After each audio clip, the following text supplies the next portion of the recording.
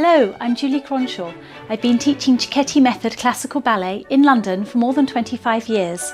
I graduated from the Royal Ballet School Teachers Training course in 1986 and danced professionally before setting up my own school. I'm a fellow of the ISTD in the Cecchetti Method and hold the Enrico Cecchetti diploma. Most recently, I've made a film called Ballet's Secret Code, which is available on this channel. And for more information, content and even more videos, you can go to the website balletsecretcode.com. I hope you enjoy this video.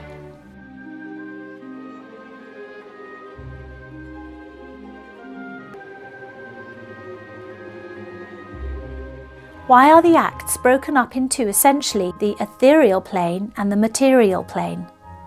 The colourful first act of Swan Lake represents the earthly plane, where we see a scene full of merriment, a mixture of people and characters and the setting up of the story. Then in Act 2, a complete change of colour and mood as the scene opens with a nighttime view onto a lake. The scene plays out in monochrome. The Swan Maidens are in white, Rothbart is in black. The tabs at the side of the stage indicate a forest with looming shadows. It is well known that along with words, colours also arouse different emotions. We say, like a red rag to a bull, green-eyed jealousy, yellow-bellied coward, black and blue, and so on. In the practice of yoga there is a word, vairagyam, which means disinterestedness or detachment.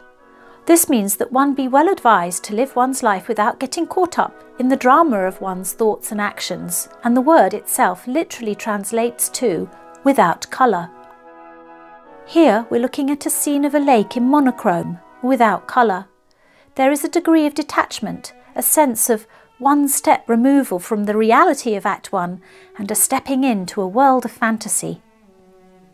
In Act 3, Siegfried returns to his earthly plane of existence, and we're back in the material plane again. It's a lavishly decorated palace ballroom with a large window at the back, behind which we will later see the image of Odette being betrayed. We watch the plot unfold, how Siegfried succumbs to the temptations of material existence during the bewitching pas de deux of the Black Swan.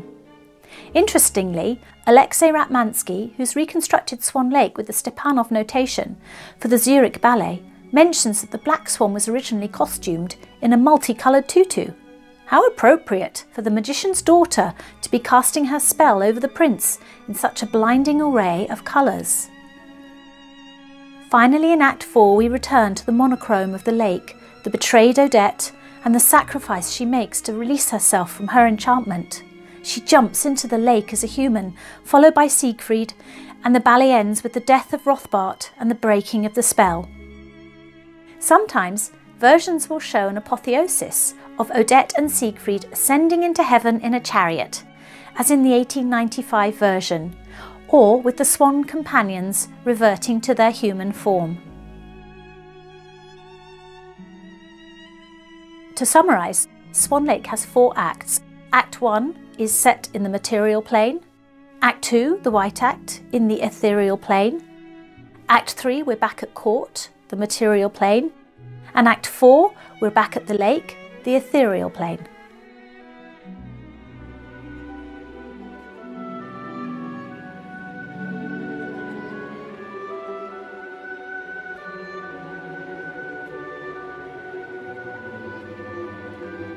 What is the meaning of the lake? Water is the element of emotion, energy in motion, emotion. But it has other mystical meanings as well. Bodies of water being made out of tears appear in myths and legends and spiritual traditions. Arising out of the lake is a goddess embodying the best feminine qualities such as compassion and creativity. Odette's mime to Siegfried at the opening of Act 2 says that the lake is made of her mother's tears. The lake can also be seen as a mirror, which suggests several metaphors: reflection, illusion, mysterious or unknown depths. In Act 2, the lake is calm and the moon is reflected in the water. It's setting a calm atmosphere Whereas in Act 4, the lake is disturbed by a storm, the atmosphere is charged with suggested danger and impending doom.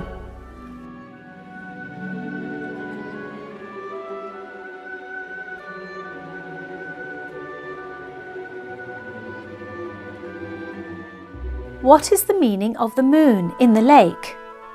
The moon illumines the scene for the fantastical elements of the story in Act 2.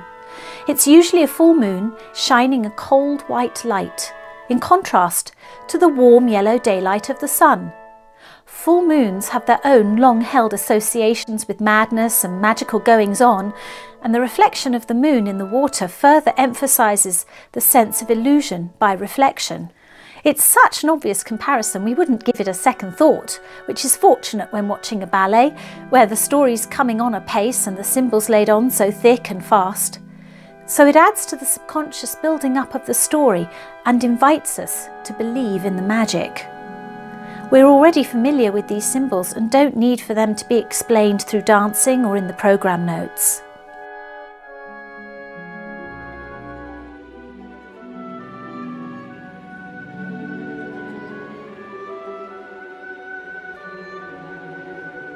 Let's talk about infinity and eternity. The lines and the formations in Swan Lake Act 2 made by the corps de ballet, which seem to go on and on and on into infinity, like those mirrors you see where you put one against the other and they reflect you until your image gets smaller and smaller and smaller and disappears altogether. Lev Ivanov created the choreography for Acts 2 and 4 of Swan Lake. It wasn't Petipa. Petipa created the choreography in Acts 1 and 3. When you read about Lev Ivanov, he didn't seem to be the world's most happy man. I would like to assume that he had quite some knowledge about what he was doing when he created those beautiful formations in Swan Lake. When we look at those girls in those dead straight lines, surely that has to have some kind of effect on the viewer in the audience, because you have the repetition of each girl in the line and the way that the back of the line seems to disappear out at the back of the stage. So it looks like the line is going on forever. Interestingly, apparently, originally, the taller corps de ballet dancers would have been at the front and the shorter corps de ballet dancers would have been at the back of the line. And this was to increase the sense of perspective. The arabesque line here.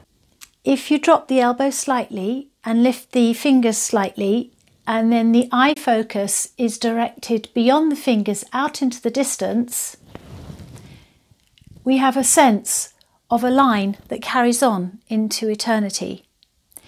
And without saying a word, when you have 16 or 24 dancers in the corps de ballet, everybody in the same line, everybody with the same eye focus, perhaps as an audience we do interpret this imagery on an intellectual level in a subconscious way.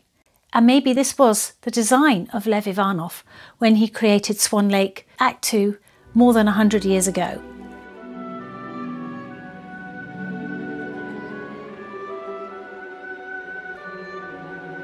Who is Siegfried really, and what does he represent in terms of the human condition? Siegfried first appears in Act 1 at a party with his tutor and friends. His mother, the princess, appears and asks that he choose a bride. Instead of behaving like a prince about to reach manhood and take up his responsibility to govern a kingdom, he would rather remain carefree and unattached. This keeps him stuck in his adolescence and could lead to debauchery, because we see how the old tutor is a character of dubious moral behaviour, lecherous and dissolute. Fortunately, Siegfried realises his duties, somewhat reluctantly, and on the last night of freedom decides to go swan hunting with his best friend Benno.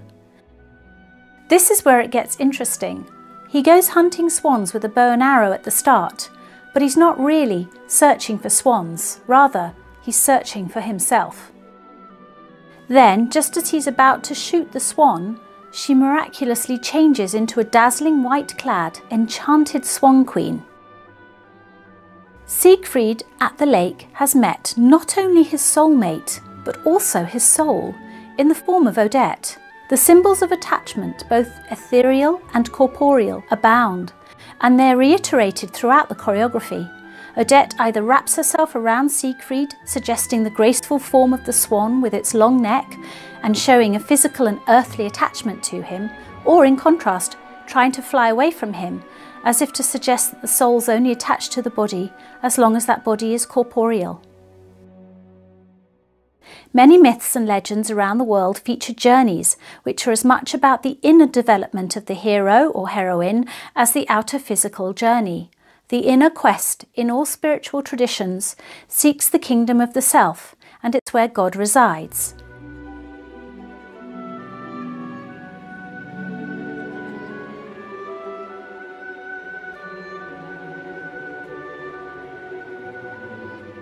What is the relevance of the chapel Odette emerges from in some versions? Why not just a pathway in the woods? The Swan Queen emerges out of the ruined tomb-like chapel as a glowing form, like the resurrected Christ.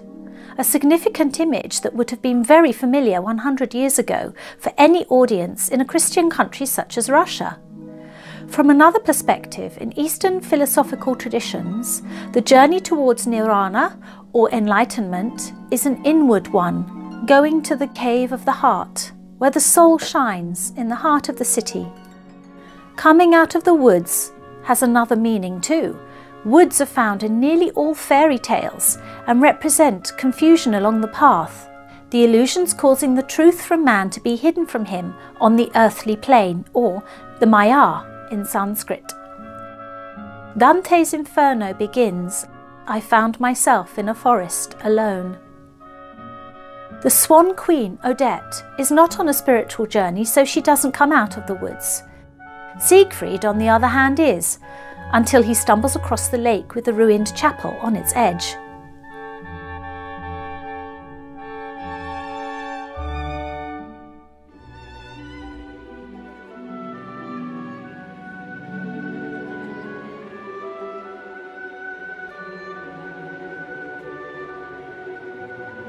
What do the White Swan and Black Swan characters represent? As I mentioned, Odette is not only Siegfried's soulmate, she's also his soul. The symbolic associations of the White Swan represent those elements I discussed earlier: purity, grace, freedom, and strength, also known by the word virtue. In contrast, the Black Swan represents sensuality, bewitchment, power used for nefarious means. Whilst Siegfried is dazzled by Odile, he falls under the spell of the Maya, the illusion of the material world and all its temptations and pleasures. He's not only betrayed his soulmate Odette, but also, potentially, his soul's real purpose in this lifetime. And so Odette must perish. Finally, in Act 4, we return to the monochrome of the lake. Odette sacrifices herself to break the curse. She jumps into the lake as a human, followed by Siegfried, and the ballet ends with the death of Rothbart and the breaking of the spell. In the original version of 1877, there's an ambiguous, more Gothic ending. Odette and Siegfried are engulfed by the rising waters of the lake in the storm, and overhead an owl grabs the crown that was on the Swan Queen's head. As the storm subsides, the moon pierces out between the clouds, and the audience is left with the image of swans gliding across a calm, mirror-like lake. This ending is altogether more ominous. It suggests that if you take the wrong path in life, you too will come to a bad end. Swan Lake the Ballet is a bit of a hybrid of myths and legends, as I mentioned at the start. If you'd like to read about the different sources that may have been used in the original synopsis, I recommend The Ballet Called Swan Lake by Cyril Beaumont, published by Dance Books. Just a reminder, I've made a film called Ballet Secret Code. It's a 1-hour documentary available on YouTube on this channel for free. It took a long time to make, I'm very proud of it, and it's all about ballet technique. You can find it on YouTube or click on the link below.